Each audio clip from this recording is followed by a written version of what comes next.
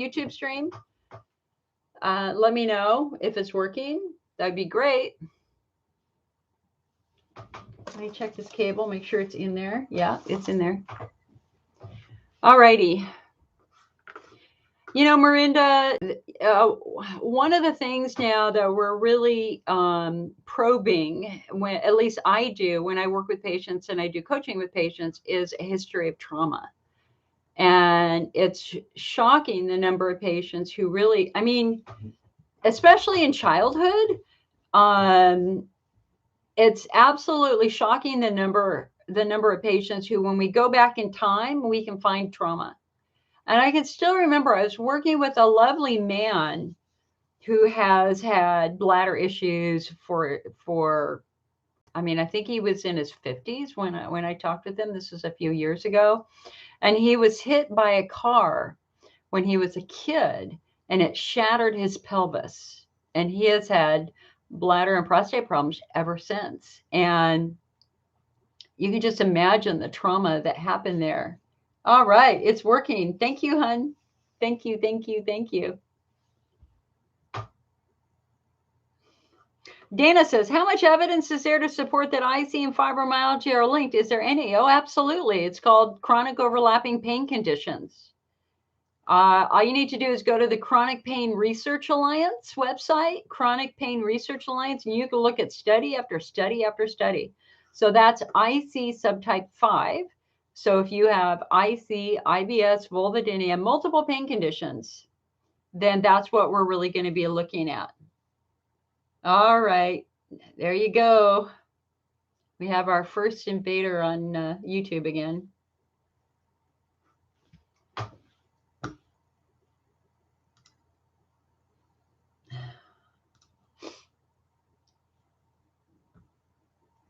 So Donna, I have the YouTube on slow mode to stop that. Thank you, hun. Thank you very much. My sister. God, you know, I just want to I think one of the challenges that we all have been going through is that, God, we're just so desperate to be with people who understand our lives, right? I mean, so many of us are just stuck at home. I just want to sit like on a deck with a couple of icy friends, drinking whatever we're drinking with the sun shining on, and just hang out and just be there. I miss that so much. Lisa says, my Urogyne has prescribed Premarin cream, and when I used it for a few days, started beginning having horrible spasms on the crease on the inside of my leg. My question is, what else? So, Lisa, here's the deal. Premarin is notorious for causing issues because Premarin comes from pregnant mare urine. It's a big brand name. And because they have to worry about shelf life, there's a lot of preservatives in Premarin, which are notorious. In fact, I had a book on my shelf that had a whole chapter about Premarin and the irritation that Premarin causes. And so we don't suggest using Premarin, especially for those of us who are super sensitive. We do much better with a compounded preservative-free estrogen. And by the way, do you guys all know about Mark Cuban's new generic online pharmacy? Have you heard about that? It's exciting. So Mark Cuban, obviously somebody who's extremely wealthy. Here, hold on a sec. Here, I got to find it. So he has created, billionaire Mark Cuban launches an online pharmacy aimed at lowering generic drug prices.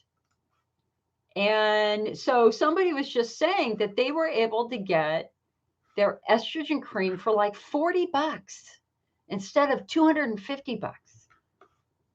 Lisa, how much did they charge you for that Premarin? So, okay, so let's go back to this online pharmacy. Mark Cuban It opened last Wednesday, and it will bypass healthcare industry middlemen and help consumers avoid high drug prices by charging manufacturers' prices plus a flat 15% markup fee. All drugs are priced at cost plus 15%. Hallelujah! Oh my God, those pharmaceutical companies must be so mad. And they're going to be working directly with health insurance companies, drug makers, et cetera, et cetera. So, okay, so what's the name of the pharmacy? Hold on, we got to find it. Cost Plus Drugs. Costplusdrugs.com. Okay, so let's go there. Costplusdrugs.com.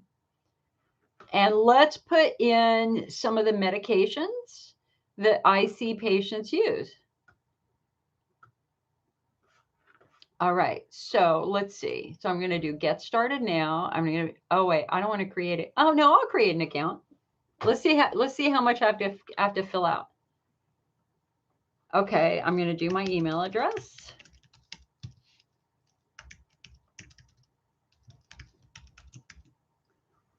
I'm going to, no, I don't want to receive junk mail. Okay. Do I want to save my password? Yes. Okay, hold on. They're sending me an email to verify the email address. Let me verify that.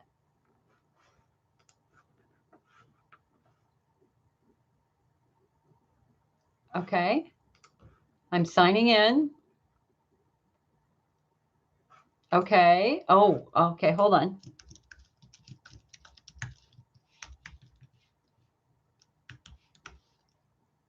Let's see. Hold on. Okay. 7, 12. Putting my birthday. Female. I am a woman. Wait. Hold on. I think this is brilliant.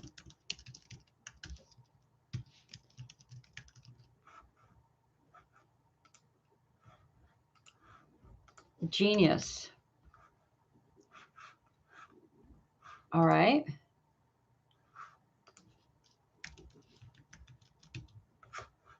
All right. Hold on. Continue. Oh, you guys, we did, for those of you that switched over to Facebook, we have restarted YouTube. But, people are going to be watching the game soon, Donna. So do I have any allergies? Yes. Okay. My allergy is to tetracycline and Bactrim divus. Okay. Oh, for God's sake. Okay, I'm going to put in that I have interstitial cystitis. Let's see what it does. Are you taking any medications, vitamins, or supplements? Yes. What do I take? I take thyroid. I take Synthroid. I take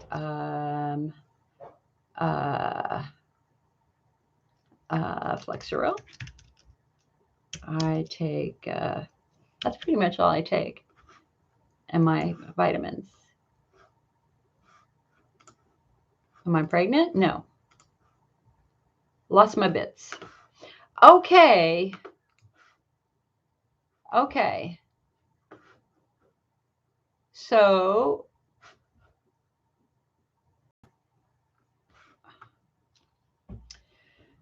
browse medications. So let's see urinary symptoms. Let's see what they have for urinary symptoms. Urinary symptom medications. Oh, they only have one, Flomax for men. Okay. Let's see what they have for the prostate. Okay. Let's see what they have for pain and nausea. They've got Mobic and Naproxen. Okay. Anti-inflammation. Let's see what they've got there. Celebrex, Voltaren, Medrol, Naproxen. Okay. Browse alphabetically. Let's just see if they have Elmaron. They have estradiol. Estradiol tablets, retail price $11.43. For them, it's $6.30. Wow. Estradiol once weekly. Instead of being 102, it's 54. Wow. Look at that. Okay, so you guys, costplusdrugs.com. That's brilliant. I just think that it's brilliant. We have got to start feeding. We have to stop feeding our precious dollars to these rich billionaires who own pharmaceutical companies. Anne says, how do I make a Frappuccino? I'll tell you exactly how I make it. I fill this up to the top with ice. I put a level teaspoon of Dandy Blend, and I put in maybe this much of water. And then I fill the rest of it with coconut milk and a little bit of vanilla flavored coconut milk. Blend it up, you're done. Doesn't need sugar. You can put some cinnamon in it if you want. You can put vanilla in it. You can do whatever you want. Becky, so we restarted YouTube, so it is back on again. Shayna, holy moly, Shayna sends 2,200 stars. Oh, Shayna, thank you so much. Really, really, really appreciate that. Thank you. Thank you. And I have been unusually busy the last week working on the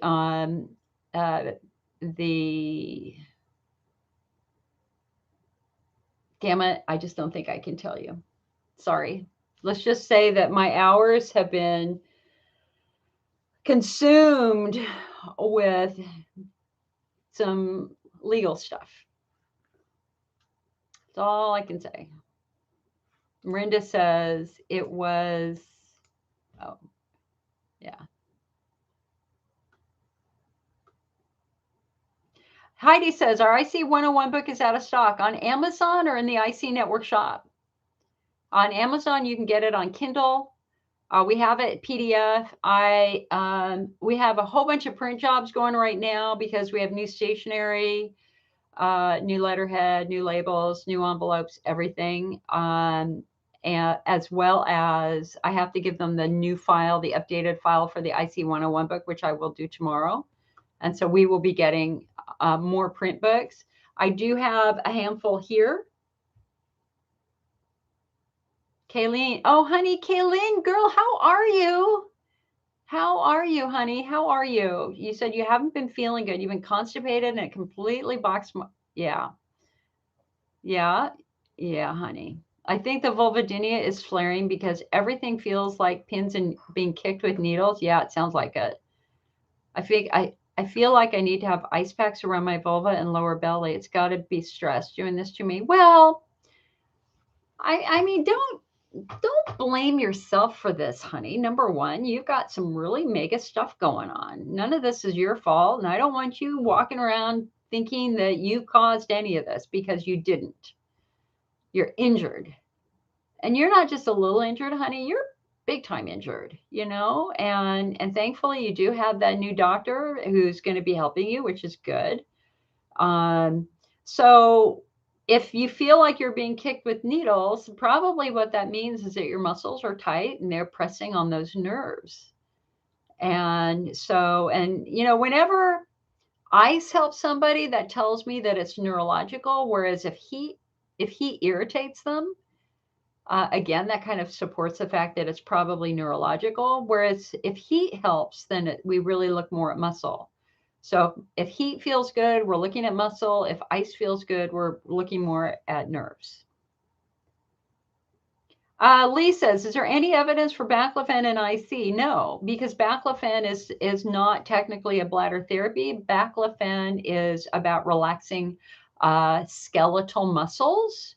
And so if you're going to find evidence, it's going to be with muscle tension. So is there a research study that supports Baclofen with pelvic floor dysfunction? Probably. Let's take a quick look real quick. So I'm going to search for Baclofen pelvic floor.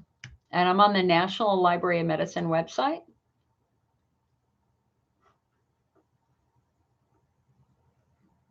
First study, the treatment of chronic coccydynia and post-coccygectomy pain with pelvic floor physical therapy. Okay, here's another study. Voiding dysfunction in patients with spastic paraplegia, the urodynamic evaluation of response with continuous intrathecal baclofen. So the hard answer is no. But that doesn't mean it's not useful. The advantage of baclofen is that it's a non-sedating skeletal muscle relaxant. So you can take it when you're driving. You can take it at work, and it should be quite helpful.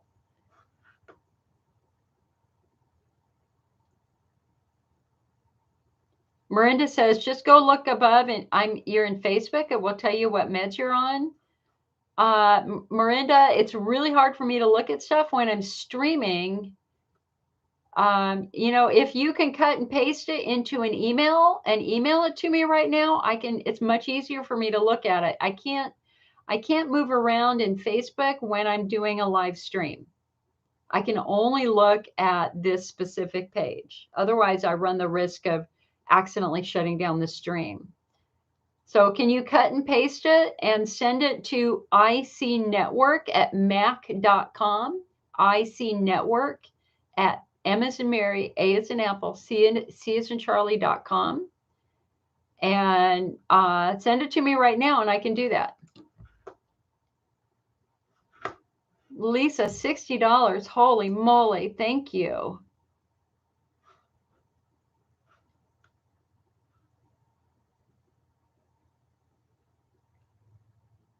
Sandy, I paid over $200 for Premarin and can't use it. It makes me itch terribly. Exactly. That's why we haven't suggested Premarin in 25 years.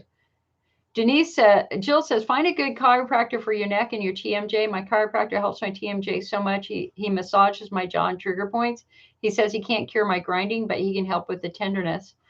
Gosh, a really good friend of mine had his back broken last year by a chiropractor. It really scares me. I have scoliosis, and so my spine is subtly different.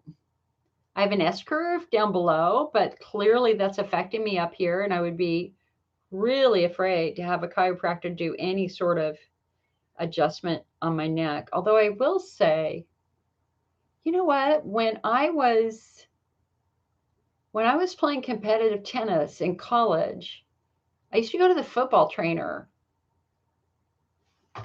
and he did crack my neck a couple of times. Oh my God, I haven't thought about that in years. That was like 40 years ago. Go figure.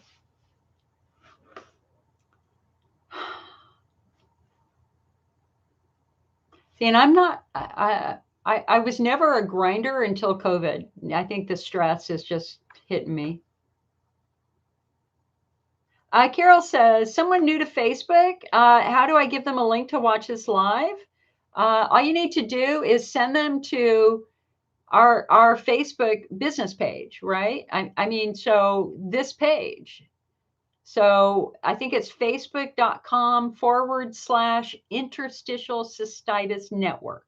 You have to spell it all out, because the facebook.com/IC network goes to my personal page, which was a mistake when I did that. So facebook.com/interstitial cystitis network, or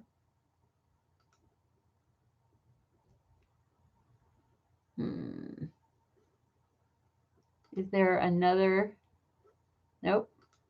No.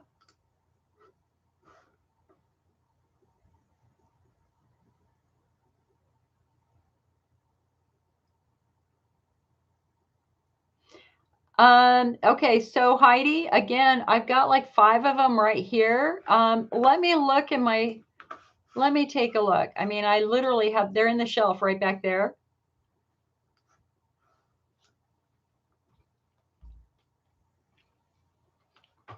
So the question is do we have inventory in our Amazon shop? So let me look here real quick.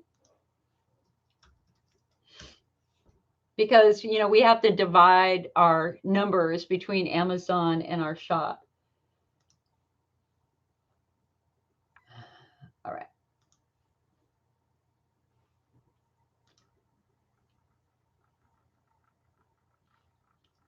No, come on. Okay, I'm signing in. There's my password. Alrighty, so let me look at our inventory on Amazon. Nope. Nope.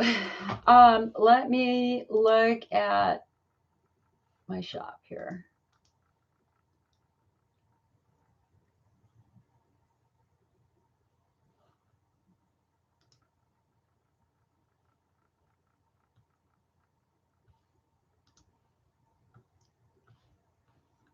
So we should have it by the end of the week.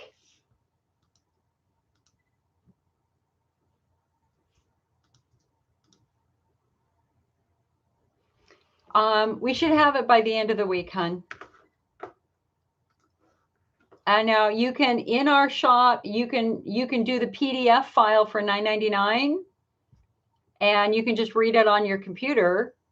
And then I'll make you a deal, hun. If you want to order it for $9.99, when we get it back in stock, I'll give you $9.99 off, so that you can have the print one too. Okay, you just have to place that order with me, but start with the PDF copy of it, and I will get it. I promise I will get it to the to our printer tomorrow.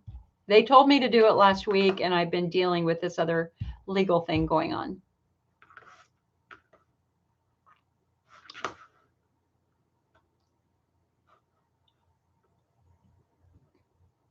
Okay, so Miranda, you say you sent the email. Let me look. Let me look in my.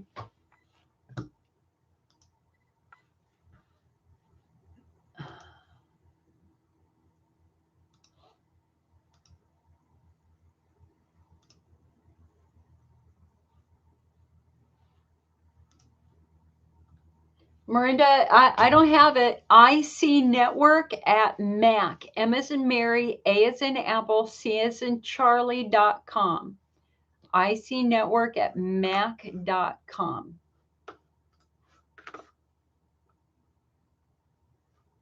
Denise says, I have scoliosis too, herniated disc, spinal stenosis. My chiropractor is amazing. Find one you love. And yes, COVID is making my TMJ worse. Yeah. Shana says, COVID has made so many things worse. Yep. Sylvianne says, yeah, she has COVID now. It's stressful and hard on your bladder. Yeah, honey.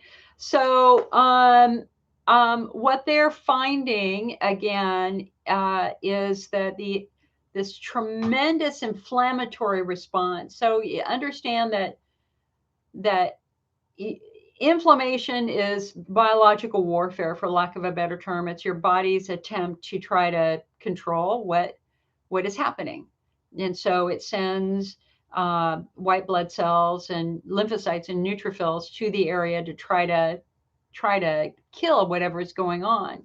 But sometimes what happens is the inflammation gets so severe that the inflammation starts creating issues too. So this massive inflammatory response that's happening in the lungs, for example, is also reaching the bladder and triggering bladder irritation too. It is. PK says, how do you control flares? Well, honey, it depends upon the type of flare you're having, because not all flares are the same. If you're having a flare because you had a cup of coffee, that's a bladder wall flare.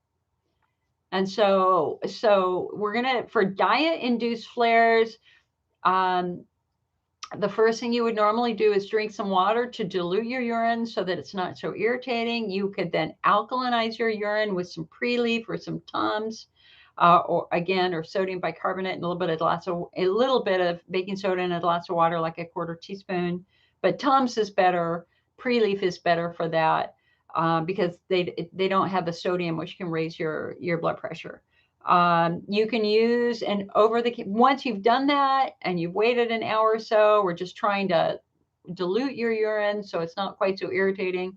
Your next step potentially is to try to numb your bladder wall. And the way you can do that is with over-the-counter Azo bladder pain relief tablets, which are, where is it?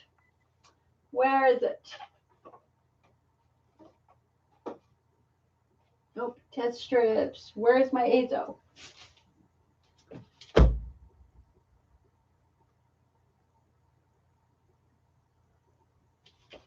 I wish you could see my office because things get scattered. Okay, well anyway, listen. Over the counter azo is the over the counter version of pyridium, okay? And that's the stuff that turns your urine orange. And so what it does is it acts to numb the nerves on the bladder wall, so you can give that a try. And you generally just have to ride out that bladder wall flare. Usually, why is it they always happen Friday nights or Saturdays or Sundays when you can't call the doctor, right? I mean, isn't that typical? If after a couple of days or 24 hours or 48 hours, or if the pain is really, really, really intense, or you're peeing blood or you see blood clots, obviously you call your doctor immediately. And especially if you're bleeding, because that could be UTI or something else that they've got to check out. But the next step would be for them to do something called a rescue installation, which can numb your bladder. Now, if you're having a flare after sex or after being in a car for a long period of time, that's a muscle flare. That's a pelvic floor muscle flare. So we don't need to worry about your bladder wall there, even though you're peeing a lot. What we have to do instead is we have to focus on calming and relaxing your muscles. And so that's when you're going to use heat. You're going to do the pelvic floor stretches that your physical therapist told you to do if you have pelvic floor dysfunction. And then, if necessary, use a skeletal muscle relaxant. So if you come on over to the IC Network website and you sign up for our free newsletter, you get our 40-page flare management guide, which has hour-by-hour rescue plans for your flares. And you can even sign up for it right here on Facebook if you're on Facebook. But if you're on YouTube, go on over to icnetwork.org, icnetwork.org, and a pop-up window will come up that will where we say, hey, would you like to sign up for our free newsletter? And your gift for that is our flare management guide. And it's a whomping guide, 40 pages long.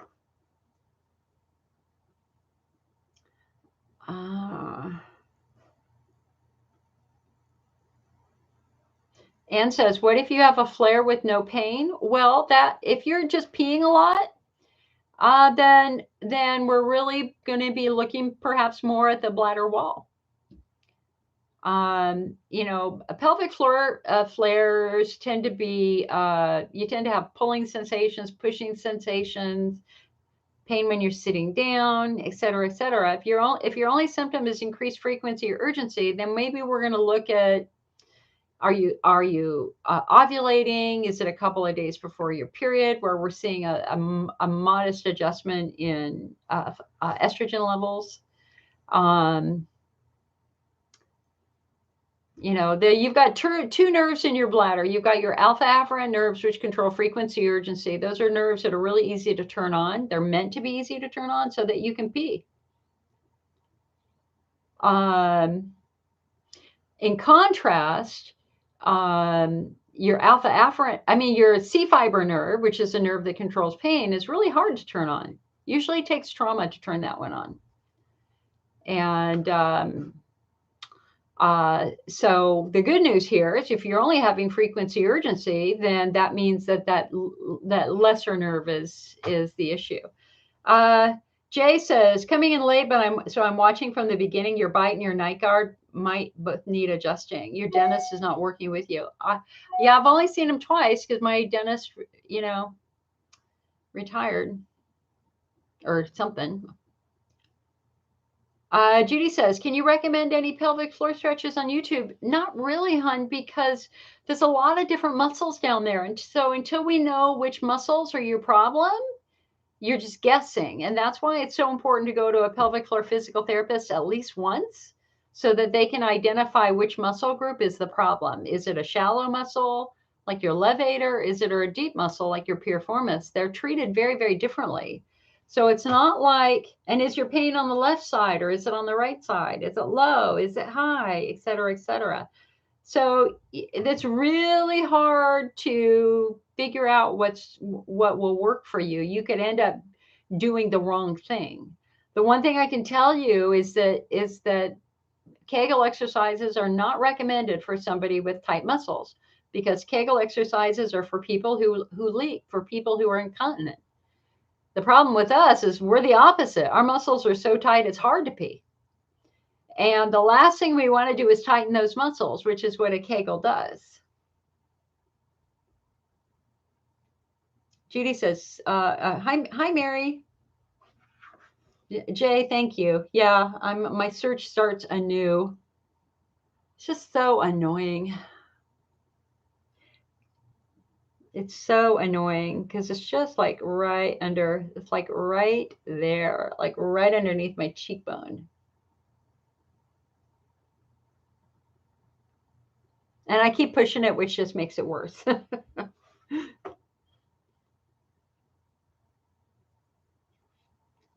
Amanda said, I took Azo for 2 months for my symptoms and my doctor told me to stop because it can harm my kidney. That is true. Azo is not meant for long-term use. Generally, you use Azo for a short period of time, like 3 or 4 or 5 days. Sherry says, my grandson just came down with a fever.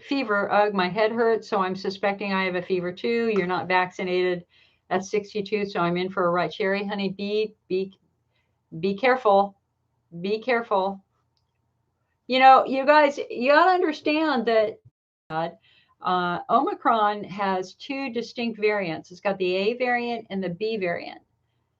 And Omicron does not respond to the medications that everybody was pushing. And the companies admit that the medications that they were using for Delta do not work with Omicron. So if you're over on Fox News and they're saying, have you tried, the antibodies and stuff like that? Well, the companies say they don't work. I think one distinct antibody therapy might work a little tiny bit, but the resveratrol and all that other stuff, they do not work with Omicron. And now we have 2 variants. We got A and B. And if you get A, the immunity from A does not protect you from B. And so some people are getting Omicron A, and then 2 weeks later or a month later, they get Omicron B. And so, there are patients out there who have gotten COVID multiple times, and you're thinking you're safe, and you're not safe because now you're getting the variant that you have no defenses for. So I still think y'all should be hunkering down. That's what I'm doing.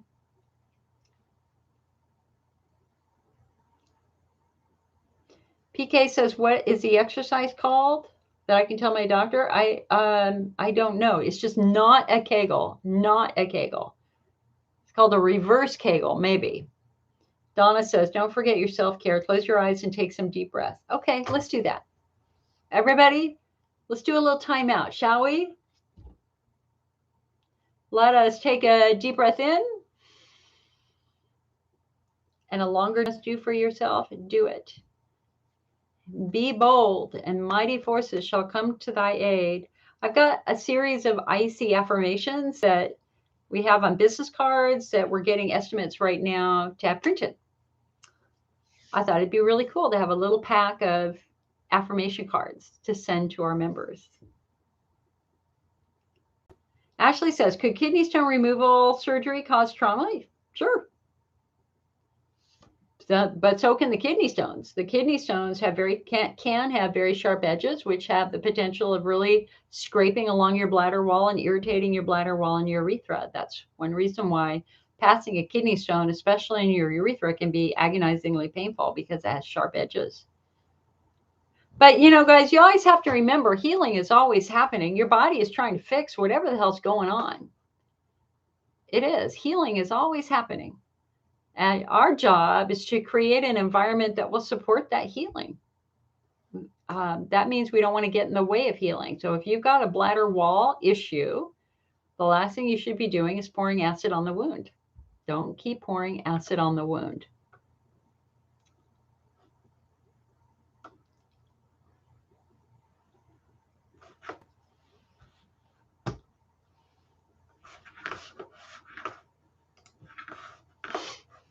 Hold on a sec.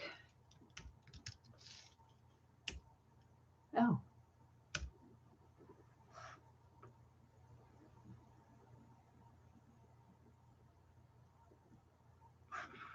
All righty then. How are we doing? Okay, good, good, good. So, in our meeting on Friday, guys, so you guys, I do drop-in meetings on Facebook. I need to do some drop-in meetings on Instagram and even on TikTok. I'd like to do some drop-in meetings on TikTok. What do you guys think of that idea?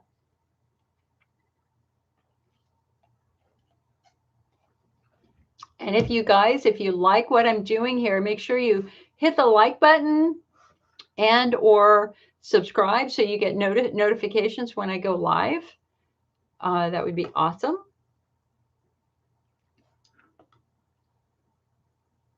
Hi, Jessica. Nice to see you. Hope you're doing well today.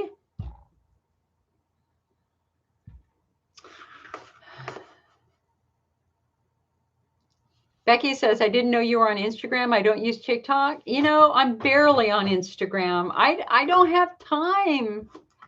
I don't have time to do all the social networking channels. I don't. And Instagram, I don't know. It just seems it's very hard to share life with IC in pictures. It just toilet, yoga mat. I don't really know how to do that. Yeah, I would really like to do it on TikTok. I watch a lot of TikTok at night. I do. I can watch TikTok for 2 hours sometimes.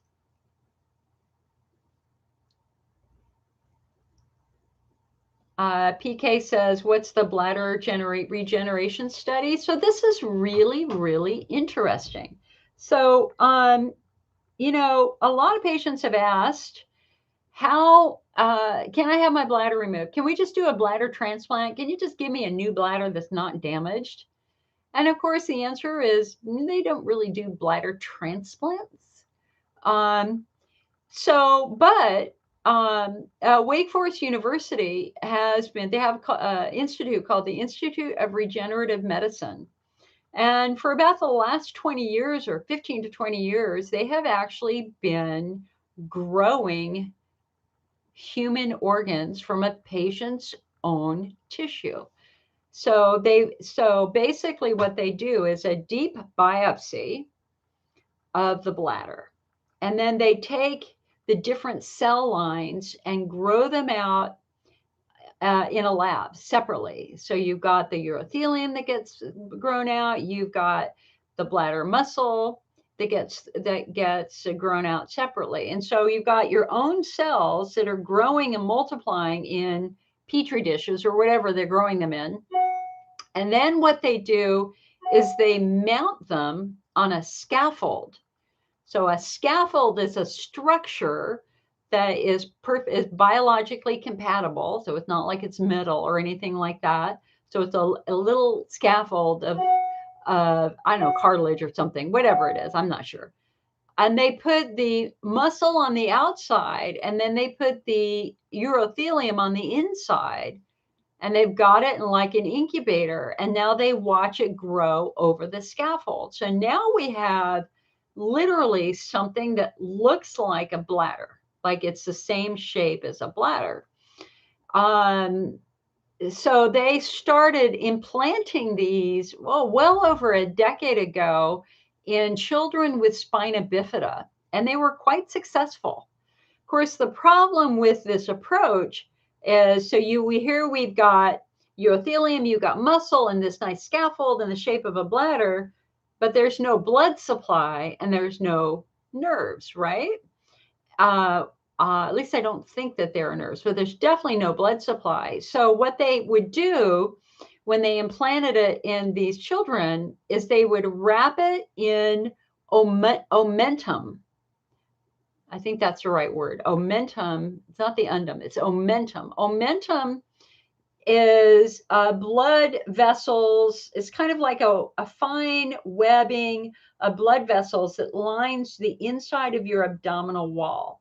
So they take a piece of omentum and they wrap it around this new bladder, implant it surgically, close it up, and they were stunned to see that new blood supply did get incorporated into the new bladder tissue, and the results were really quite good. But then they kind of stopped doing it. And I was wondering why. And I had heard that they had sold the technology off or something. But then earlier this year, actually a couple months ago, Dr. Robert Evans at Wake Forest asked if we would put an announcement out to IC patients to see if you would be interested in participating in this next level of bladder regeneration. So in this case, what they do is they take a 1-inch square piece, well, 1-inch square piece of bladder, like that big, and they do the same thing. They split up the cell lines, they put them on a structure, and they're doing a bladder augmentation. So rather than replacing the entire bladder, they're just expanding the bladder. So this new research study is for people who have very, very small bladder capacity. And I put it out over on our website as a blog. You can't do it. Well, let me just go look. Hold on. I'm pretty sure it's full now. I mean, he hasn't reached out to me, and I probably referred about 50 patients to him so far who were interested in doing this. You do have to move to North Carolina for the duration of the study. They did say that they would help you find housing and potentially help with the housing. So here it is. So it's on the front page of our website. It's the second link under research studies. There's a nice picture of Robert Evans. This is what he wrote. I'm writing to see if you would be interested in putting something out over the IC network. I am involved with the Wake Forest Institute of Regenerative Medicine. We have been granted permission from the FDA to proceed with the next phase of our bladder regeneration project and are looking for patients. Specifically, we need somebody with a small bladder capacity of under 150 with severe frequency who would like to participate in this project. They would have to agree to undergo a procedure where we would first remove a 1 to 2 inch square piece of bladder. This would then be processed and the cells placed on a scaffold or bioreactor, and it would grow into a 500 ml or so piece of new bladder tissue. We would then use this bioengineered augment to enlarge the bladder. The hope is that we would see a drop in the number of voids per day since the bladder would be so much bigger. This would not be for someone who has pain but does not have a small bladder. The ideal candidate would have what we in my lab refer to as a bladder-centric phenotype without other systemic manifestations. Ideally, the patient will live in North Carolina or be willing to relocate to that area. Wake Forest will assist in the location of housing. And also on this page, there's an interview with the director of the center. Actually, he gave a TED talk on growing new organs. It's really good, really fun to watch. So if you're interested, you have to email me, icnetwork@mac.com, and then I will give you the contact information by mail. And it might take a week to do that, but, just be patient. icnetwork@mac.com. Thank you guys for your very kind words. I really appreciate that. Elke says, new symptom after 9 years, hard to get the pee flowing, but when I do a few Kegels, it starts. Your urogynecologist says Flomax doesn't work on women. Well, Flomax, is not usually given to women. And the fact that doing a Kegel kind of helps a little bit, it kind of helps us understand that it's muscle driven. And the thing about a Kegel is you're contracting, but then you're relaxing. And so if I were to hazard to guess, I would think that the Kegel is forcing your pelvic floor muscles to relax, which is then allowing you to empty your bladder.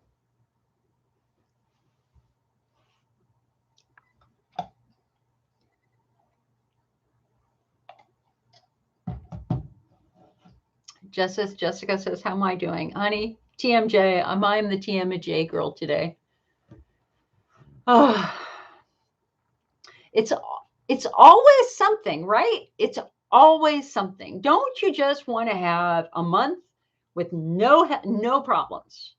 Like I want a month where I can sleep in my bed, where my pelvic floor is not tender. I can sit and work and not worry about my muscles or have to get up and walk around all the time. And see, just as I'm doing that, pins and needles in my knee because my knee brace just changed. Okay. Ann says, "How do I do my frappuccino?" It's easy. I have one of those what do you call it? What do you call the smoothie makers? Rocket? Is it a rocket? Anyway, so this is a container for it. Fill it all the way to the top with ice. Then put a teaspoon of Dandy Blend herbal coffee in it. I do about this much water, and I fill the rest with coconut milk, and I blend it up. And it's awesome. I can drink these all day, and they never flare me. They're just perfect. And in fact, I even got my dad on it now. The challenge is he won't make it for himself. So here I am running back and forth doing work, and he goes, "Jill, can you make me a cup of coffee?" I was like, oh, it's right there. But no, I make him his coffee.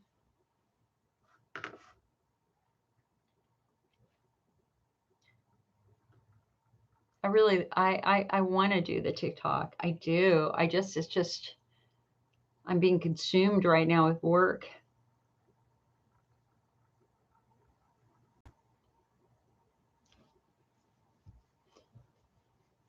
I will show you. This is my latest project right here. Y'all see this? Look at that. It's taken me a week to do this. And I'm still not done with it.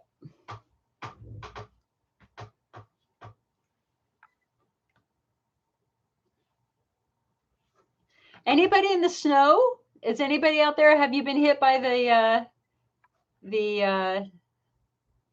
snow cyclone? Ashley says, "I was told not to take pre-leaf because I frequently have kidney stones. What else would you suggest?" So if calcium is out, then, maybe a little tiny bit of baking soda in a glass of water, that's sodium bicarbonate as compared to calcium glycerophosphate. Ask your doctor if they think that would be okay for you. I can't tell you for sure. Ask your doctor.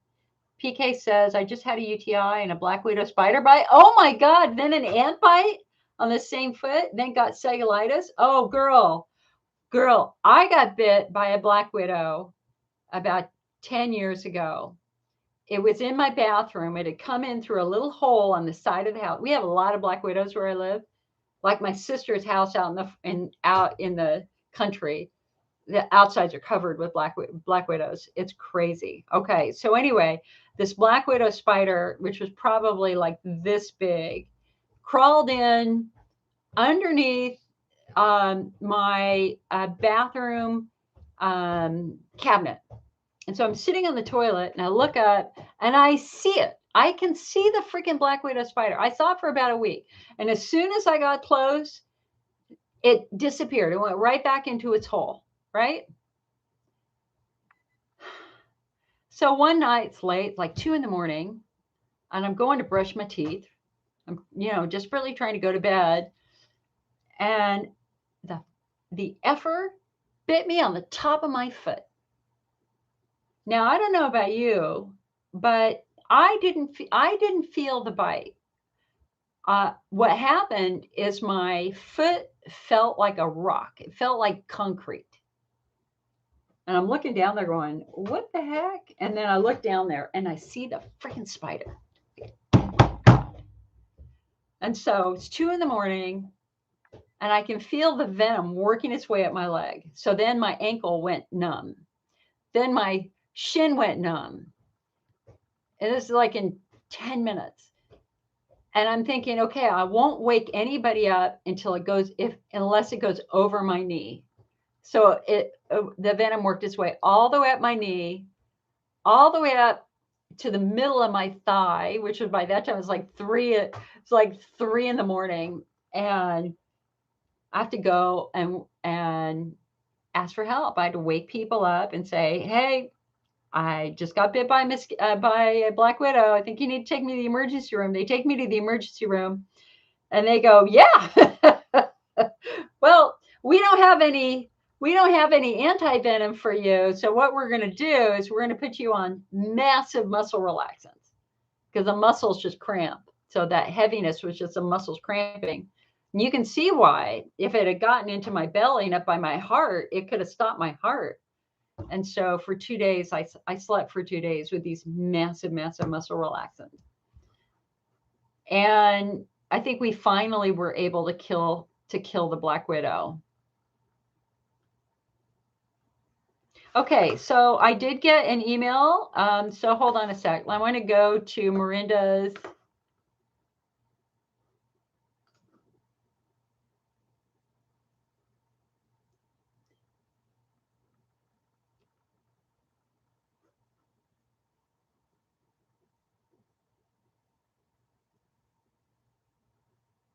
Let's see here.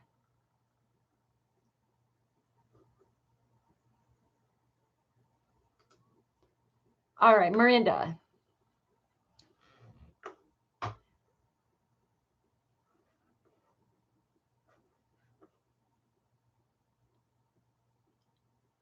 So, Miranda, I'm assuming that you sent this to me, and since you're here, and we've already talked about some of this, I'm going to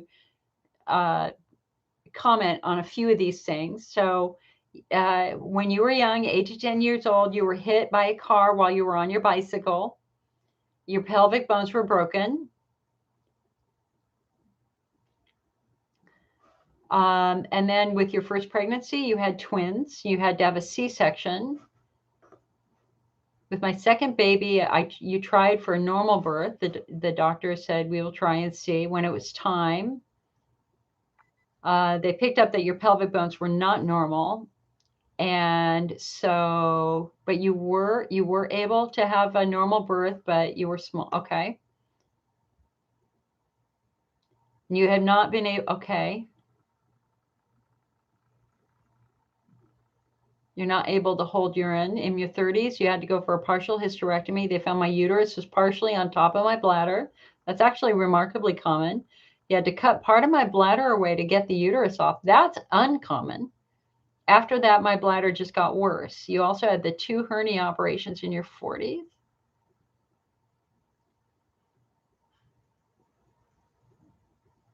After so many, quote, infections, they sent you to a urologist, and he did cystoscopy. Okay, so you've got the central sensitization just like me. Okay. I see Hunter's ulcers, rheumatoid arthritis, fibromyalgia, IBS.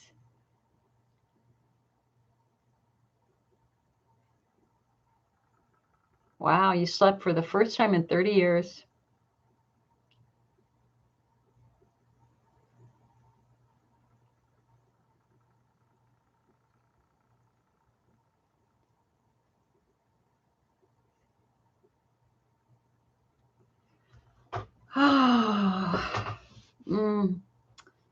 You watch what you eat, try to exercise. When you spoke about touch and smell, it hits you 100%. If you rub any place in my body, I want to scream, right? Yeah. Not surprising. And then your tailbone it's like standing out like it. Oh, girl. Yeah.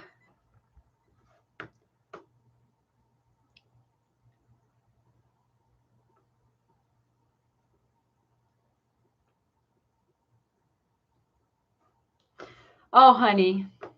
Miranda. Oh, just close your eyes. Pretend I'm giving you a big giant hug right now. Pretend you're getting hugs from everybody here. Oh, listen. Number one, the most important thing that I'm going to say that I want you to remember, and I want you to hear me clearly, and this is for everybody who's watching. This is not your fault. You have done nothing wrong. There is no shame. There is no blame. I want you to take the weight off of your back and throw it off. Girl, You were hit by a car with a broken pelvis. That's a devastating injury as a child. And you're not the first adult that I've worked with who have had exactly that same injury. This is not your fault. Now, anybody who tries to shame you into thinking this is your fault is wrong. You have done nothing wrong. Now, here's the deal. The thing about the pelvis, and this is what Dr. Jerome Weiss, who wrote Breaking Through Chronic Pelvic Pain, which is a book you desperately need to get. This is the book you must get to really help you understand all the struggles that you're having right now below your waist as a result of being hit by that car. Let me get here. Hold on. Let me get my model.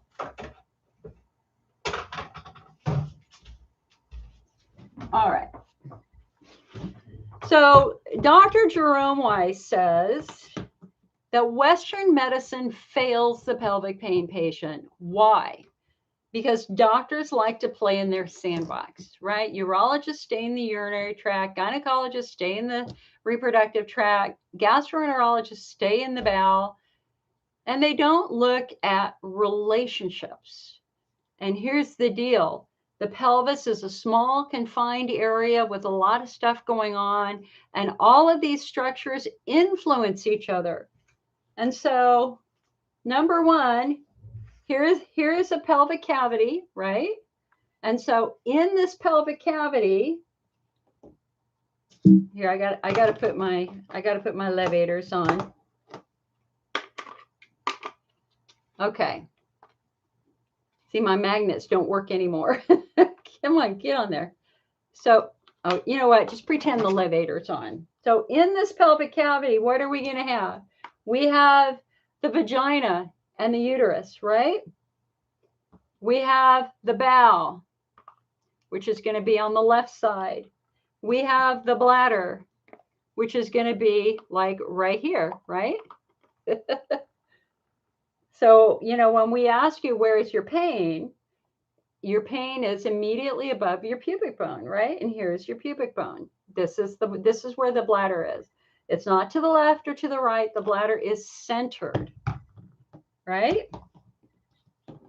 So the question is how do these organs influence each other? Well, one thing we know is that if you have a fibroid tumor in your uterus and that fibroid tumor pushes down onto the bladder, it can influence the bladder, compress on the bladder and cause issues. So positions matter.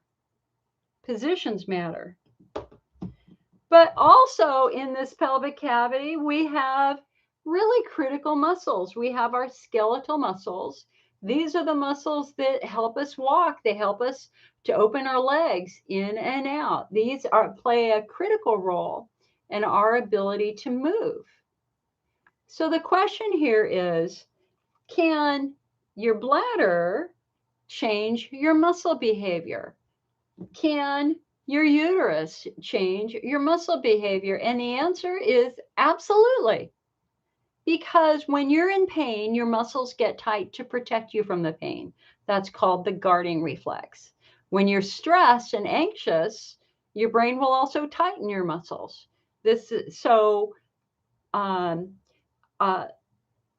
Pain causes a direct response. Muscles get tight. So if your IC symptoms began after chemotherapy, then because the chemicals of the chemo are really killing the bladder and the bladder's screaming, help me, your muscles are going to get tight to protect you from that pain. That's called the guarding reflex. So our therapeutic priority for the chemotherapy patient is to calm and soothe the bladder. Once that chemo is stopped and the bladder is no longer being irritated, hopefully those tight muscles were released. We call that the viscerosomatic reflex. Okay? But the far more important question is, can muscles and bones change organ behavior? And the answer is absolutely. Absolutely they can. Because let's say you've got a bad hip. Let's say you limp. So all of a sudden now, instead of being level, we have a pelvis that's tilted to one side. And as you walk, you're walking tilted, right? And so now we have imbalance. One leg, or if you have one leg longer and one leg shorter, that's also going to cause imbalance. So when you're young and you have, your body is very resilient, you might not feel that.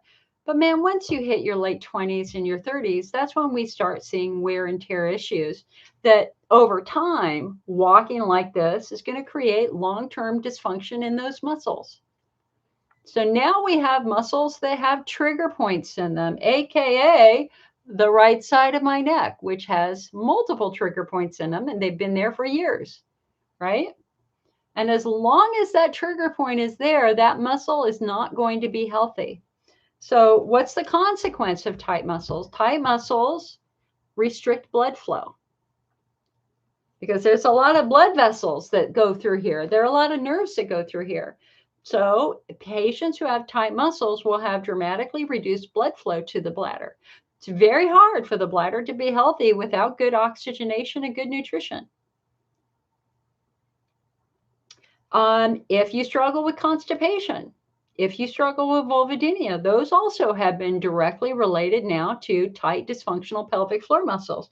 But here's the issue. You had no idea you had a muscle issue. Your first symptom is peeing. You're getting up all night. You're having all the symptoms that you associate with a UTI. You call the doctor, say, hey, I think I got a UTI.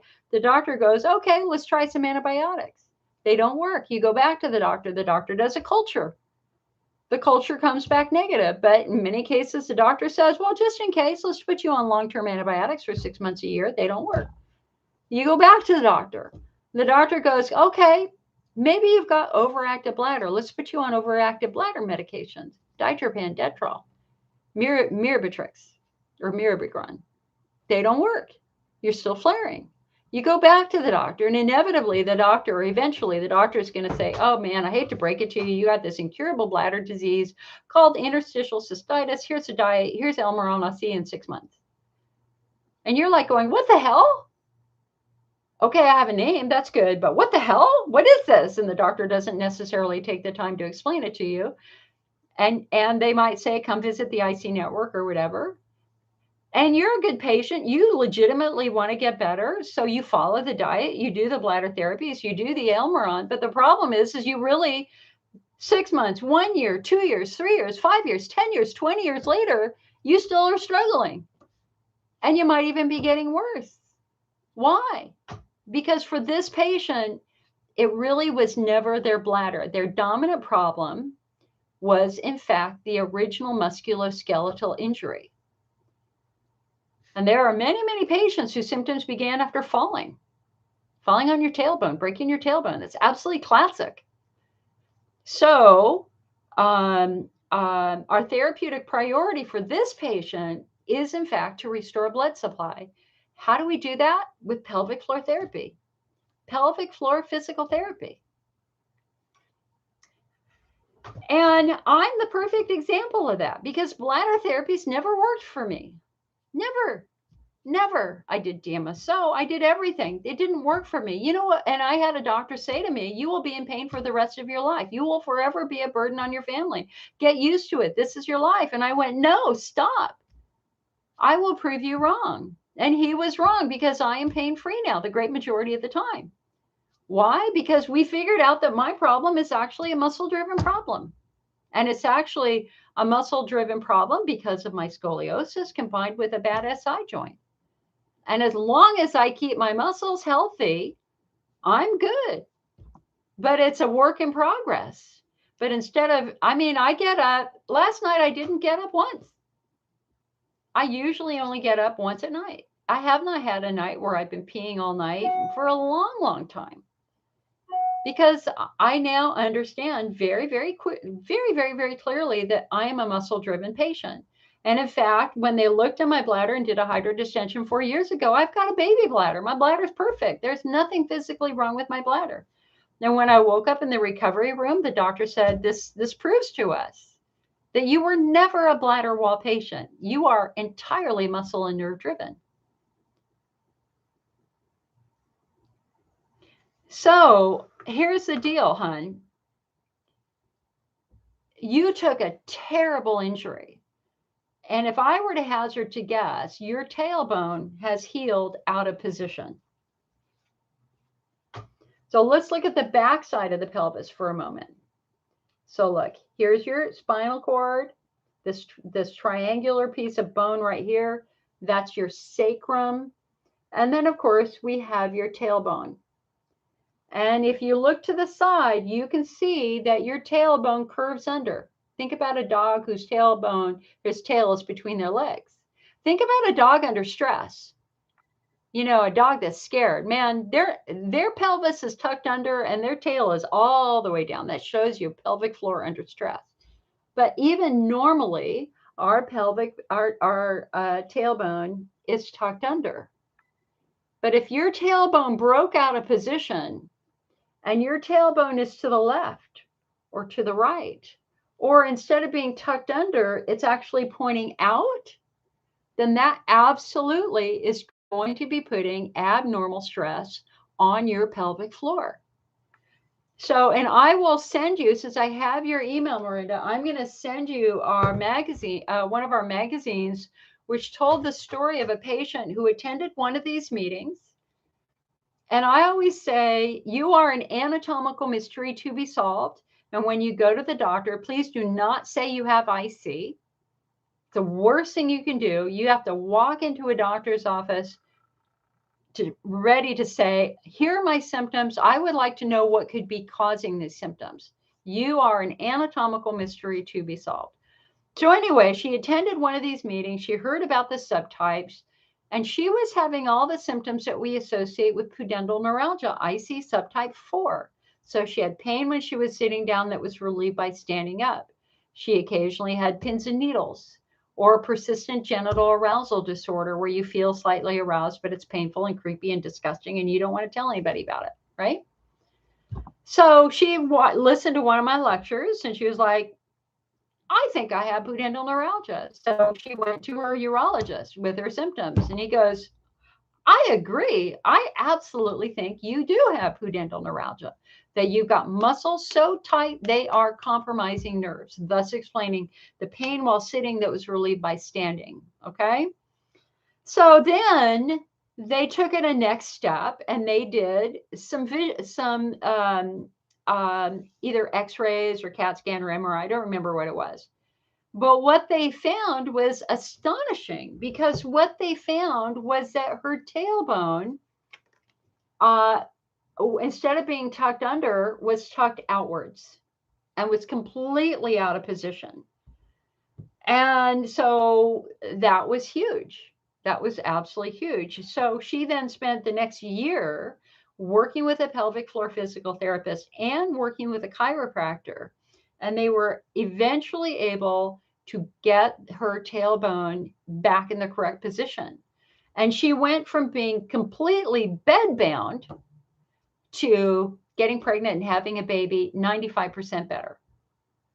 And so her case is the perfect example of why it's so important that you clearly discuss your symptoms and that you don't give up. You are an anatomical mystery to be solved. And Miranda, girl, you absolutely are an issue. You with your trauma, your physical bones that were broken. We need to understand that more. And the fact that your doctor was worried that your pelvic bones were standing out like a knob. So, and again, you've had the hysterectomy. So, and of course, whenever you have hysterectomy, which of course is, literally one of the worst surgeries you can do to a woman because it's cleaning out your bits down there. We also now are dealing with direct muscle trauma because they, had to cut things to get it out. So have you had a pelvic floor assessment? Are you working with your muscles? If I were to guess, and now this is a guess, I think it all began with you being hit by the car. Your muscles have been under long-term chronic tension. You've been in a lot of pain. All it takes is 20 days of pain to break you right into a constant fight or flight. It changes the way our brain functions, which then causes all the other pain conditions, which you and I both have. Again, but mine is extremely controlled. And I want you to get to where I am. So, number one, pelvic floor assessment. Number two, we've got to work on calming your brain down. We've got to work on getting your brain out of fight or flight. All it takes is 14 days of pain for your brain to go into fight or flight constantly, chronically, and it takes 20 days of bullying or abuse to get you into that same spot. And the challenge here, and I'm going to bet, Miranda, that you have massive anxiety disorder, which is a sign that the brain is in fight or flight. And now listen, nobody's saying this is a mental illness. This is not mental illness at all. This is a brain that's been traumatized. It's trauma. We call it a central nervous system maladaptation. And so the longer you're in pain, the more the most primitive part of your brain starts to think that your life is at stake. So it puts you into fight or flight mode. The longer that you're abused, that also puts your brain into fight or flight. And so 80% of the children this happens to suffers major physical injury. 20% of the children don't have the physical injury. They were either bullied or abused. And so the downside of that now is that you have been living with intense anxiety for decades. And the classic symptom of that is anxiety disorder. You can't kid a kidder. I've been there. I know exactly what that is. But the great news is we know exactly what to do to get out of there. We know how to turn off fight or flight. Understand that when you're in pain, the most primitive part of your brain is trying to save your life. It's called the sympathetic nervous system. There's no cognition happening here at all. This is about your brain and your senses. What do you see? What do you hear? What do you smell? What are you touching? And that primitive part of your brain is on hyper alert. It thinks your life is at stake. So the way that we get the brain out of this is by giving it good sensory information in a good context. Again, there's no cognition. You can't talk yourself out of this. This is about telling that primitive part of your brain that you're safe, that you're physically safe. So I use a system that's called I Spy, and I love it. I absolutely love it. And so let's just do this for fun. Let's just do this. Come on. It's a beautiful Sunday. It might be snowy where you are. It's a beautiful sunny day here in California. Let us take the best of the seasons and do a little bit of I Spy and tell our brain that we are perfectly safe right now. Okay, so let's do it. So I want you to pick something in your room that you like, and I want you to look at it. So for me, I got a big crystal hanging from this window, and if the sun shines on it, my room lights up like a rainbow, right? So pick something that you like to look at it, and just look at it for a couple of seconds. Okay, deep breath in, deep breath out. Okay. Can you hear anything right now? What do you hear right now? Can you hear a TV in the back room? I just heard somebody, my neighbor, working out in their yard. Cars driving by. Take a moment and just listen. What do you hear? Okay, now let's take a nice slow deep breath in. Deep breath out. Okay, what do you smell right now? Can you smell anything? Anything. Can you smell dinner cooking? Are you near a bathroom and did somebody just leave a big you-know-what? Can you smell roses? Do you have a little rose spray? Something like this, which I love. Enjoy the smell for a couple of seconds. Okay, nice slow deep breath in. Deep breath out. Okay. What can you taste right now? Can you taste anything? Can you taste anything at all? For me, very, very light Frappuccino. So just live with the taste for a couple seconds. If you can't taste anything, don't worry about it. Deep breath in, deep breath out. All right. Did I do smell? Oh, yeah, I did smell. That's right. Okay. Last but not least, I want you to take your hand and I want you to rub it up and down your knee, up and down your thigh. Just take your hand and rub it up and down your leg. So we're forcing our brain to just pay attention to this sense. There's no stress, but we're making our brain light up in a different way because we're giving it good sensory information. Okay? All right, now comes the fun part. If you could look at anything that would put a smile on your face, what would that be? What's your favorite thing in the world to look at? So for me, a hummingbird, a butterfly, children laughing and playing. So close your eyes and think about something that you love to look at. A sunny day, a beautiful sunset, the sunrise, a waterfall. Pick something that you like to look at. I'm going to do waterfall this time, and I can hear the water rippling. Okay, deep breath in, deep breath out.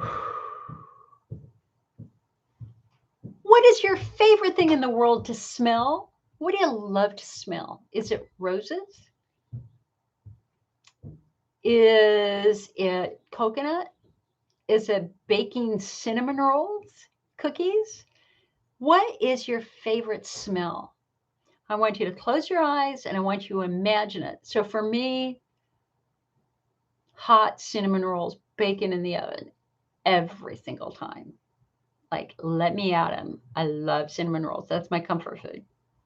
Okay, breathe in, breathe out. What could you hear that would put a smile on your face? What's your favorite thing in the world to listen to? Is it a favorite artist like BTS? I love BTS, John Denver, Kenny Loggins. Or is it children laughing? The laughter of somebody in your home. I love laughing, hearing somebody laugh. Close your eyes and think about what do you love to listen to or your favorite song. Deep breath in, deep breath out. What could you taste that would put an immediate smile on your face? What's your favorite thing in the world to eat? What is it? Is it a hot cinnamon roll, hot apple pie, ice cream sundae? What's your favorite thing in the world to eat? Close your eyes and visualize that you're holding it, an ice cream cone. It's wonderful. Coconut sorbet from the Venetian in Las Vegas. Oh my God, that was insane. Okay. Deep breath in, deep breath out. What could you touch that would put a smile on your face? Would it be your grandchildren? Would it be a pet? Would it be your lover? What could you touch that would put an immediate smile on your face? Close your eyes and think about that right now, that you're putting your fingers through the hands of your grandchildren or your partner. Okay, let's take a nice slow deep breath in, deep breath out. Okay, how do you feel? How do you feel? You have a smile on your face, right? You cannot not have a smile on your face because you've just given your brain all the information it needs to tell your brain you are completely safe. good sensory information in a good context. You can't think yourself out of fight or flight. You have to give yourself good sensory information. So that is the foundation of calming the central nervous system down so that we can calm all these multiple pain conditions down. And the brain studies prove it, that for those of us who have chronic overlapping pain conditions, our brains are stuck in fight or flight. It's a central nervous system maladaptation, but we know exactly what to do to turn it off. Good sensory information in a good context. Now, P says on YouTube, if I'm anxious, I do Kegel exercises. Well, if you know what the Kegel, so what you would probably want to do is something called a reverse Kegel. With a reverse Kegel, you emphasize not contraction but relaxation. So you contract your Kegel, your pelvic floor muscles for 1 or 2 seconds, and then you relax for 4 or 5 seconds. We're focusing on relaxing muscle, not tightening muscle. Tightening muscle is a sign of tension, of anxiety. We don't want to focus on tightening. We want to focus on relaxing.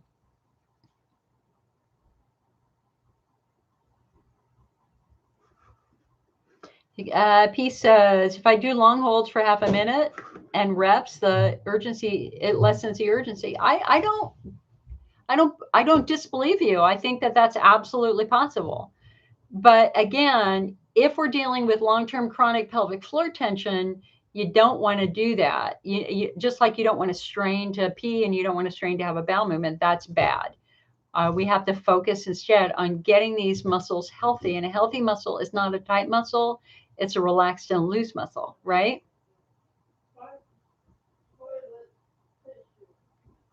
Anne says, I go for a pelvic flare. I'm fluid restricted because of the frequency. Does this happen with IC? Well, why are you fluid? So you're fluid restricted because of the urinary frequency. Okay, but what you're doing is because you're reducing your water intake, you're forcing your urine to become more concentrated and more irritating. I know that that's your natural instinct. It is a natural instinct of every IC patient when they're first struggling to stop drinking water because you're tired of going to the bathroom. But what you don't understand is that you're actually making it worse when you do that because that's super concentrating your urine. And now your urine is even more irritating. Making sure your urine is supposed to be a very pale, clear yellow. If your urine is dark yellow, if your urine is brown, if it's cloudy, things like that, then you're dehydrated. And that's not going to help you in the long run. That's going to keep irritating your bladder wall. So if you've got genitourinary syndrome of menopause, then your bladder wall is vulnerable because it doesn't have the estrogen that it needs to produce that mucus. So it's basically now open. It's dry and open. It's not protected. And if you're holding your water back, now you're allowing super concentrated urine to sit on the more fragile cells of your bladder wall. That's not good. That's not good. So you gotta be normal. That's why increasing your water intake rather than restricting water intake is central in the AUA guidelines for IC. It's in step 1. We got to make sure your water intake is normal and healthy. P says she's thinking about the chocolate chip cookie you can't have. Yeah, but you know what? You can have white chocolate chips or you can have carob chips. You can make cookies with carob chips and they will not irritate your bladder. Do it. Carob is incredible.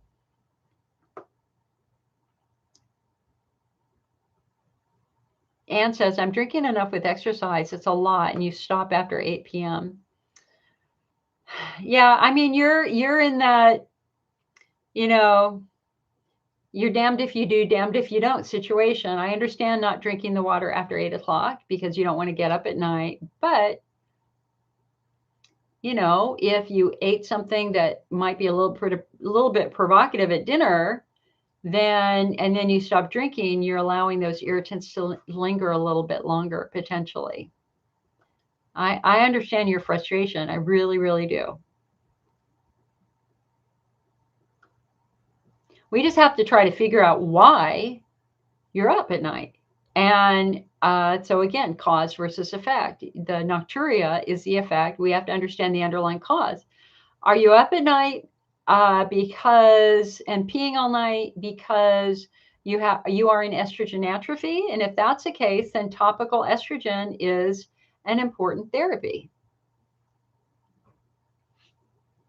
PK says coffee, ice cream you can't have. I disagree. You can make homemade ice cream with Dandy Blend and give yourself something that's very close to a regular coffee ice cream. I love coffee ice cream too, but I can't do any coffee now. It affects my heart too much. P says Zazen says, isn't it true that if you contract a muscle, it relaxes it? I'm not sure if I have IC. I don't know what it is. Lots of sediment in my urine. My daughter at 19 also has crystals. Well, it's a little bit more complex than that. I mean, there's a lot of dynamic forces that affect how you urinate. And so it can relate to skin health. It can relate to, are you eating or drinking something that's irritating? It can relate to muscles. It can relate to fibroid tumors, all sorts of stuff like that. And isn't it true that if you contract a muscle, it relaxes it? Yes. But if you're holding the muscle for a long period of time, you are, in essence, training that muscle to be tight. And muscles are not meant to be tight. So you have to be real. I mean, I wouldn't be contracting. I mean, it'd be very interesting to ask your physical therapist that. If you have a physical therapist, ask them if they think that's healthy. I don't think that that's healthy over the long run. I don't.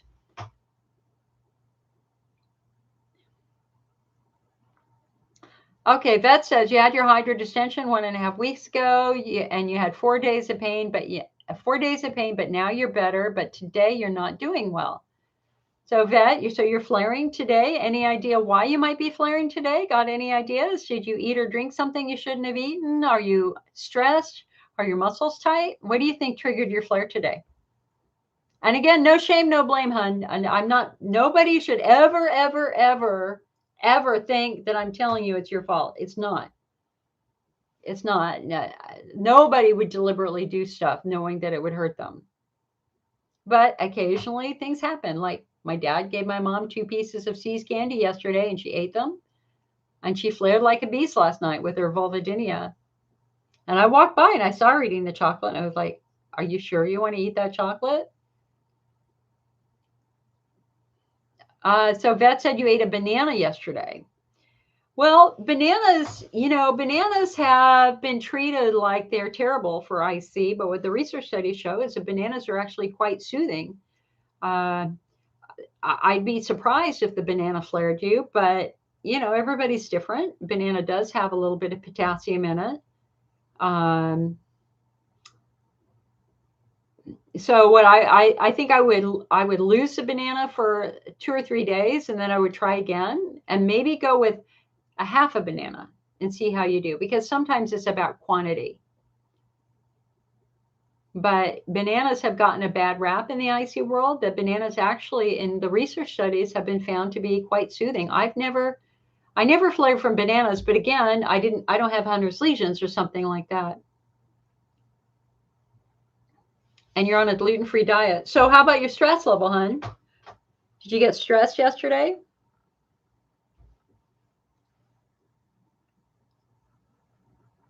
Did anything happen which tweaked you a little bit?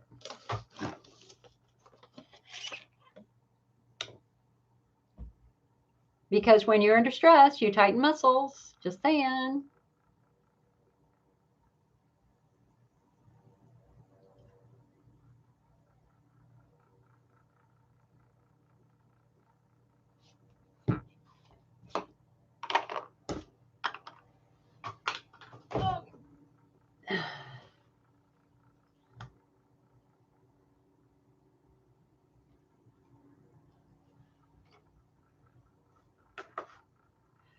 Hun, you just have to understand that Canadian healthcare in general kind of sucks when it comes to IC and chronic pelvic pain. And a lot of patients come to the U.S. and get seen and diagnosed here. So, Canada is like 15 years behind the rest of the world when it comes to kind of how we're diagnosing IC and how we're treating IC. Although there are new Canadian IC guidelines. They now use a program called UPoint to make a diagnosis. So if you can, Google Canada IC guidelines so that you have a clue how your doctors are supposed to evaluate you. That would be really helpful if you did that. Marlia says, drinking lots of water is such a necessary evil. The more I drink by the end of the day, my bladder feels like a bowling ball. The more you pee, the more you wipe. Started using the Perry bottle. That helps, but does water give you a lots of gas? No, honey. My belly makes sloshing sounds from so much water. Well, Marlia, that's abnormal. So you always know an IC patient by how they drink, because if you followed me in this meeting, so we've been talking now for how long have we been talking? An hour and a half. When we started, this was here and now it's here, right? The art of drinking when you have a sensitive bladder is you sip over a period of an hour rather than guzzling a big giant glass at one time. Because when you drink a big giant glass at one time, you're basically, in the end, 45 minutes later, going to be giving yourself a mini hydrodistension, because all that water is going to arrive in your bladder and stretch your bladder. And so you really know an IC patient by how they're drinking water. Sip that glass of water over a period of an hour rather than guzzling a big glass. Marlia, it sounds like you're guzzling water. I mean, if your belly's making sloshing sounds, you're guzzling water. It would be better to have a straw and just sip it. Take a sip every 5 or 10 minutes. Right. Lisa said it right. Just drink what you can and don't stress about it. Each of us are different in the amount of water we can handle. Sip, sip, sip.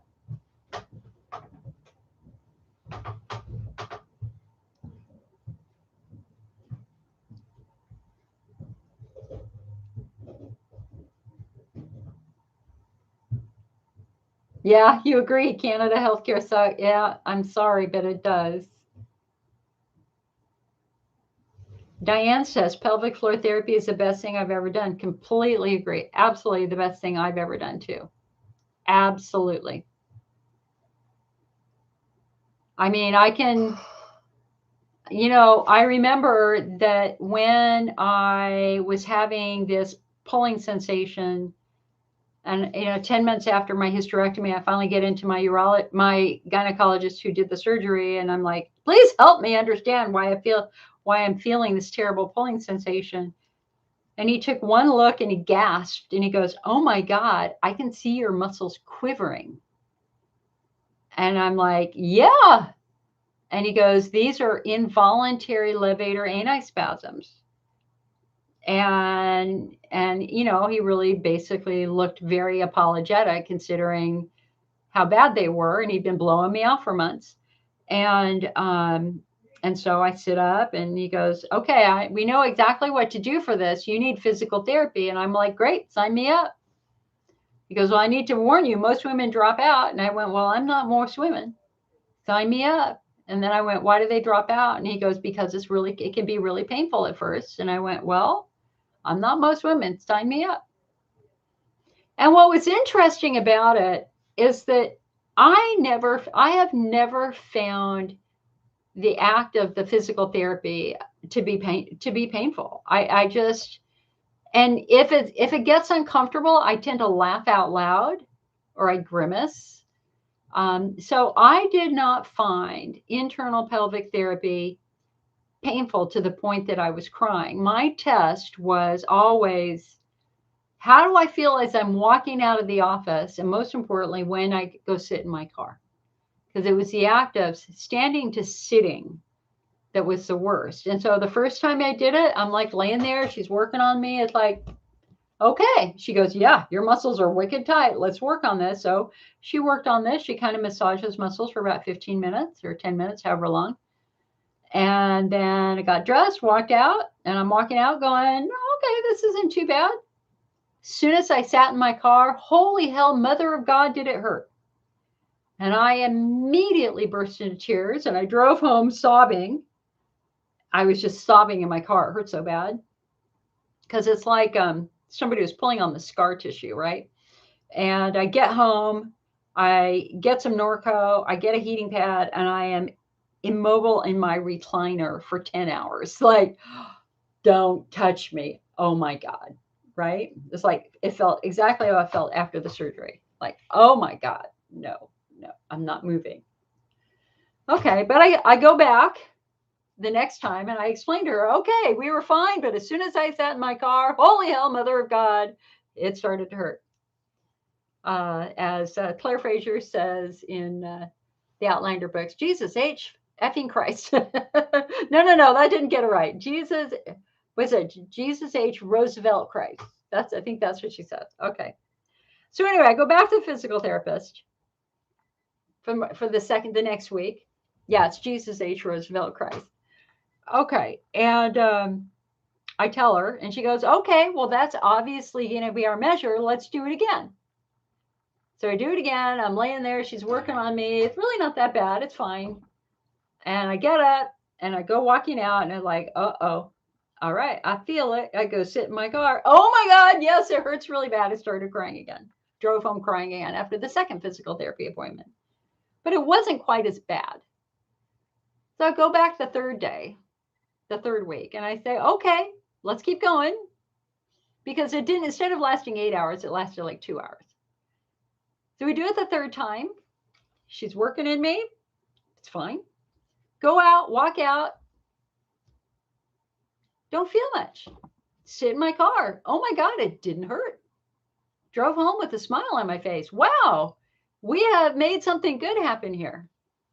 So with the physical therapy, you just kind of have to understand that one appointment is not going to make it better. That in many cases we have decades-long muscle dysfunction, or we're dealing with trauma, or in my case, the trauma from that hysterectomy. And you have to kind of be laser focused on cause rather than symptoms. Yeah, some therapies might hurt a bit. Using topical estrogen can hurt the first couple of times. But as your skin continues to use that estrogen, the skin gets stronger and all of a sudden it stops hurting. You have to really stick it out. Lee says, I have so many issues, not the least of which is estrogen atrophy.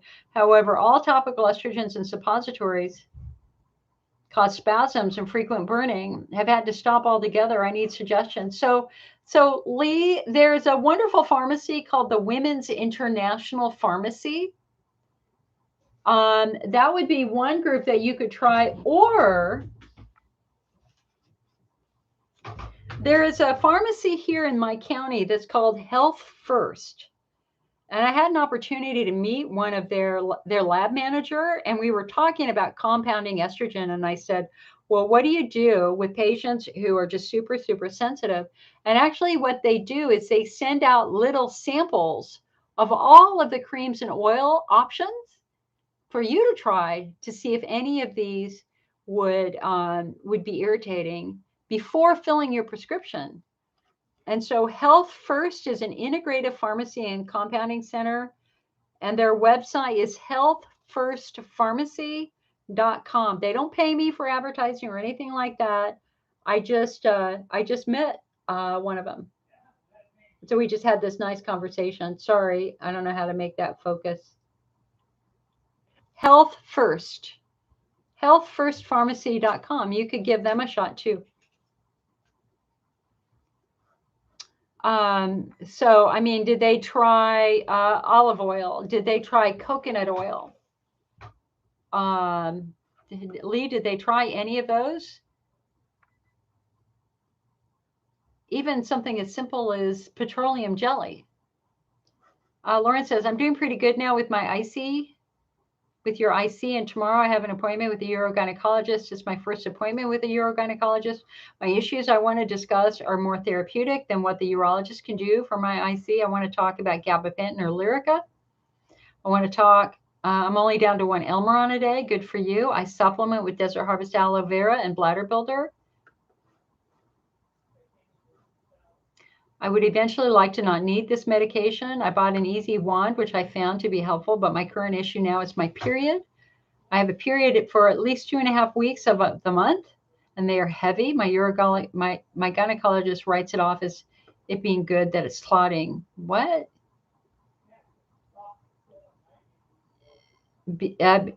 It's good being good because it's clotting, because if not, it would be hemorrhaging. I'm curious what to ask. Well, again, I think it's very important that you not walk in and say you have IC. I think it's very important that you walk in and describe your symptoms.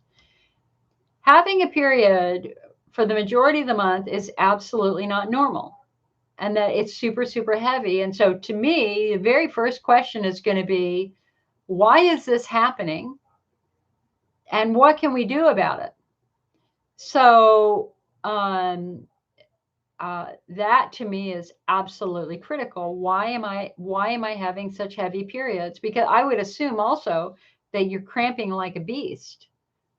I would imagine that you're having pretty significant menstrual cramps because of that. So we need to try to understand why. Is it because of a hormone imbalance? Is it because you have endometrial hyperplasia that's growing and bleeding a lot? That would be my number one question here, because that is not normal. Absolutely not normal. And then with the IC meds, again, what symptom are you trying to address? And we have to focus on cause versus effect.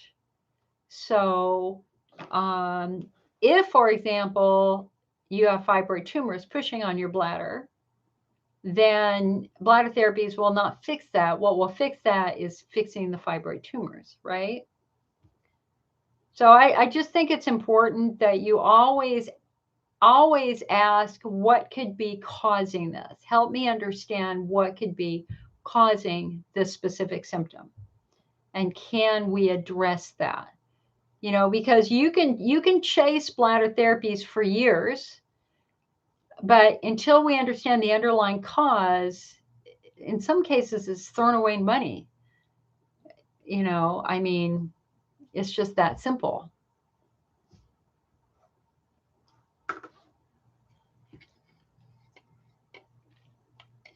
So, Leah, you haven't tried an oil base. So, the Women's International Pharmacy is absolutely notorious for working with people who are super sensitive.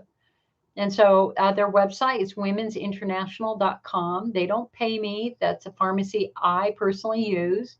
It was my OBGYN who told me to use them 10 years ago. I would call them and just say, you're having issues finding a base that you can tolerate. Or you can also try Health First Pharmacy. See what they have to say.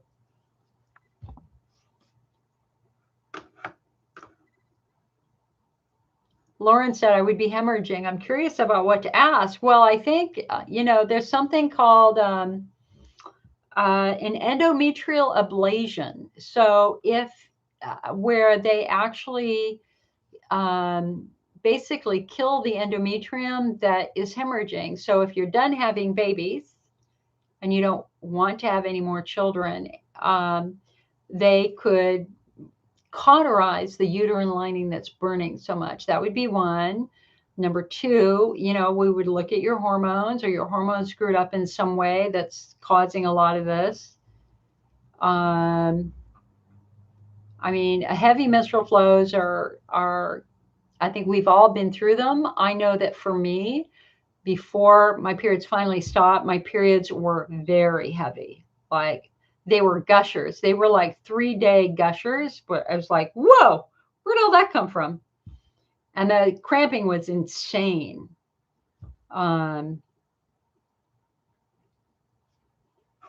So, I mean, that's just not normal. And I think that you need to have a really good, honest discussion with them about what could be hemorrhaging.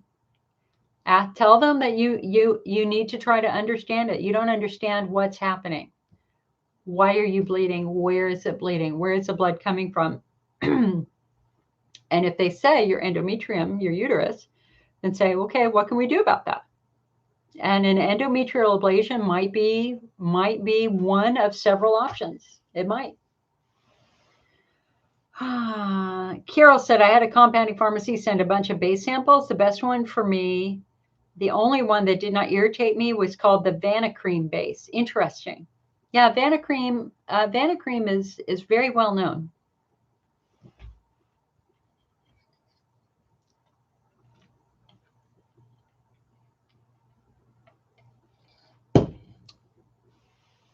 Campers on YouTube says, I get my estrogen compounded with coconut oil and estrogen. It's way better than the cream for me. Right.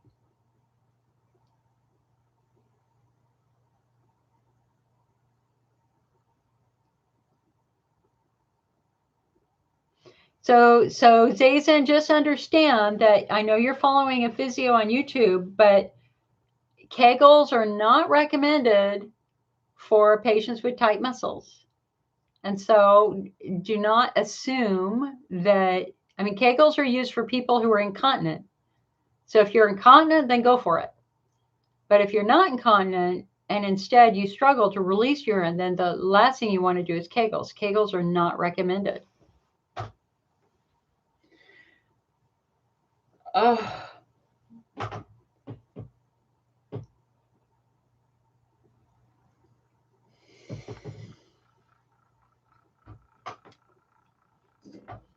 I feel like I want to go sit out in my backyard for a while before it gets cold.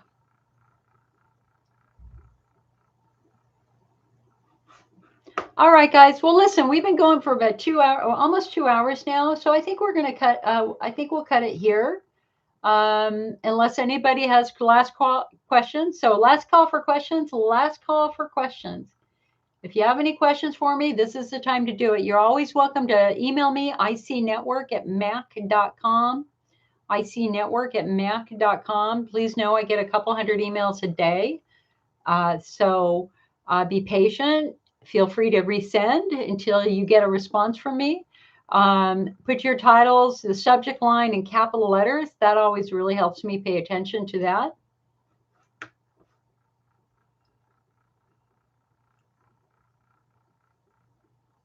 I don't know, but sediment, yeah, blood work ultrasound said you had 25 mLs of sediment in the bladder. Wow, that's a lot. Sediment and stones are common in Alberta. Yeah, that kind of makes sense.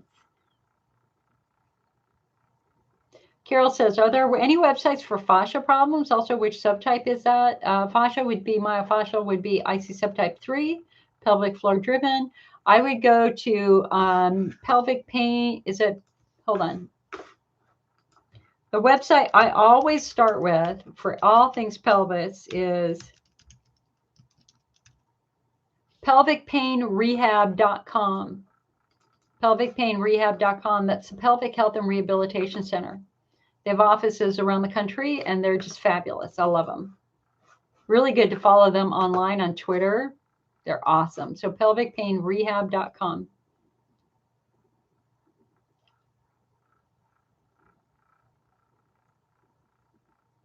You're very welcome. You guys are very welcome. All right. Time for the football game. Go 49ers. Y'all be well. I will for Facebook. Hopefully I will see you on Thursday or Friday for YouTube. We will be here next weekend. And wish me luck with the dentist. Wish me luck with the dentist because I'm ready to get this fixed. All right. Talk to you later. Have a good one.